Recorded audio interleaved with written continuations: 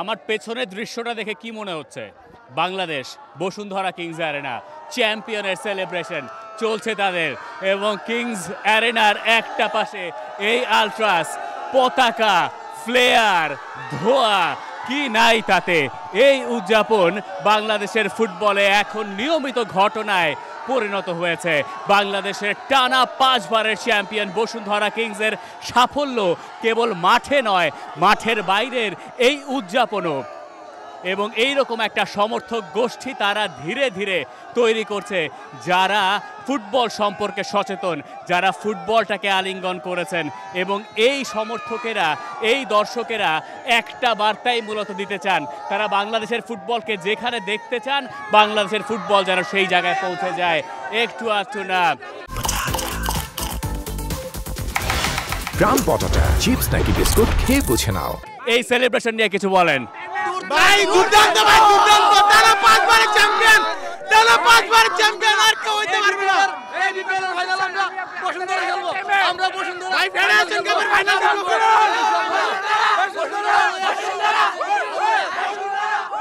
গ্যালারির ওই পাশটায় যাওয়াটা মুশকিল, কারণ এই জায়গায় এই ফ্যান্স হয়তো এই উদ্দীপনায় একটু পরে নুয়েও পড়তে পারে।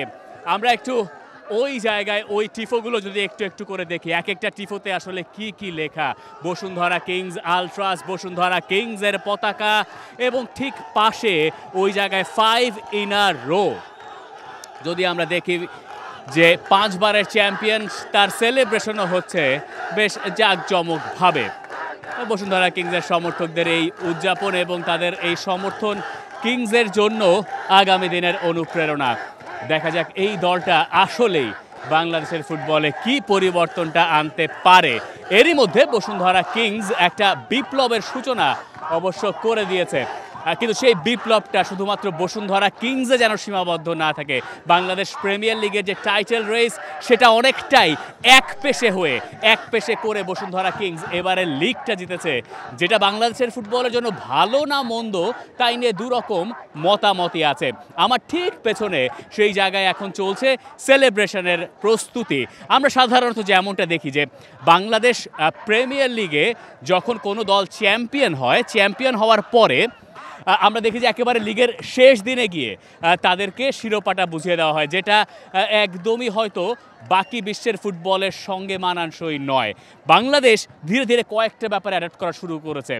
এক হচ্ছে বাংলাদেশ ইউরোপিয়ান ফুটবলের যে ছক, যে ক্যালেন্ডার, সেটা মেনটেন করা শুরু করছে। কারণ আপনি দেখেন এখন মে মাস রিয়াল মাদ্রিদ টাইটেল সেলিব্রেশন করেছে, বায়ার লেভারকুজেন আজ করছে, ইন্টার মিলান করে ফেলেছে। মে মাস এলে ইউরোপের লিগগুলো ডিসাইড হয়ে যায়, তখন জানা যায় যে কারা চ্যাম্পিয়ন। মে মাস বাংলাদেশের চ্যাম্পিয়ন কারা সেটাও রেডি হয়ে গেছে। যে ব্যাপারটা বলছিলাম, এই জায়গায় যে উদযাপনের প্রস্তুতি চলছে, সেখানেও আমরা হয়তো খানিকটা ভিন্নতা দেখব। বসুন্ধরা কিংস আরও আগেই তারা শিরোপা নিশ্চিত করে ফেলেছিল 3 ম্যাচ আগে। তারপরে তারা শিরোপা কবে নেবে এটা একটা প্রশ্ন ছিল। যেহেতু বসুন্ধরা কিংস তাদের ঘরের মাঠে ম্যাচ খেলছে, তাদের কাছে মনে হয়েছে তারা সমর্থকদের সামনে এই দিনে তারা টাইটেলের সেলিব্রেশন করবে, এবং ঠিক সেই দিনই তারা টাইটেল সেলিব্রেশন করছে। অর্থাৎ ওই আদ্যিকালের যে নিয়ম, যেদিন লিগ শেষ সেই দিন গিয়ে শিরোপা নিতে হবে, এগুলো এখন আর চলছে না। এগুলো সেকেলে হয়ে গেছে, সেকেলে বানিয়েছে বসুন্ধরা কিংসও বটে। এই সিদ্ধান্তগুলো এবারের লিগে বেশ খানিকটা পরিবর্তনের ছোঁয়াই শেষ পর্যন্ত দিয়েছে। তবে ওই একটা জায়গায় প্রশ্নটা আসলে থেকেই যায় যে বাংলাদেশের ফুটবল আসলে যে লিগটা আমরা দেখতে চাই, সেটা আসলে শেষ পর্যন্ত ওই রকম কম্পিটিটিভ হবে কিনা। আমরা একটা গ্যালারি দেখছিলাম, ওইদিকেও আরেকটা গ্যালারি আছে, যে গ্যালারিতে বড় একটা বসুন্ধরা কিংসের পতাকাও দেখা যাচ্ছে।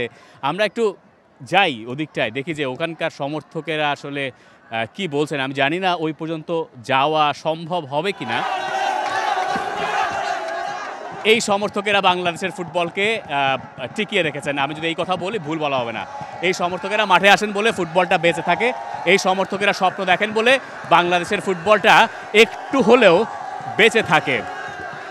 আমি জানি না এখানে আসলে কথা বলা সম্ভব হবে কিনা। তবে এই উদযাপন এগুলো আপনি বাংলাদেশে দেখেন না, আমরা সেলিব্রেশন দেখি, তাদের কথাই শুনি।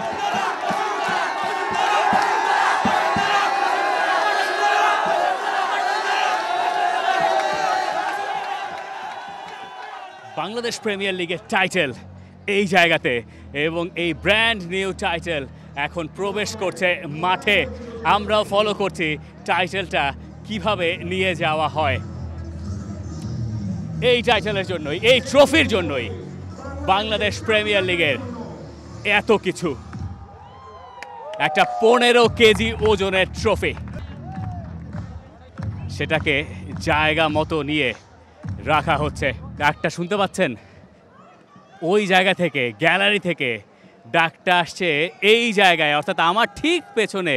আমরা যদি সেই জায়গায় যেতে পারি, মোরসালিনকে ডাকা হচ্ছিল। বাংলাদেশের ফুটবলাররা একটা ফ্যান বেস তৈরি করে ফেলেছেন, কথা হচ্ছে সেটা তারা ধরে রাখতে পারবেন কিনা। আমার পেছনে বসুন্ধরা কিংস, তারা 5 বারের চ্যাম্পিয়ন।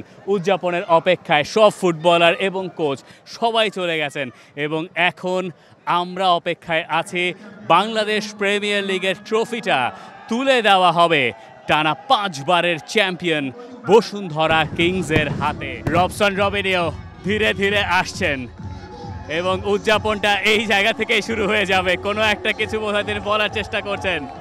রবসন রবিনিও 1 2 3 বলবেন, তারপর বোধহয় শুরু হবে সেই উদযাপনের পালা। বসুন্ধরা কিংস বাংলাদেশ প্রিমিয়ার লিগের চ্যাম্পিয়ন আরও একবার।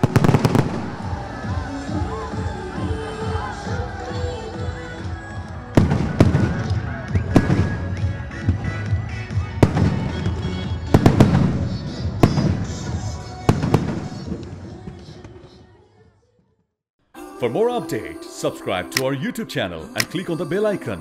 Follow us on Facebook and Instagram. Download T-Sports app to enjoy exciting games and highlights. Visit tsports.com.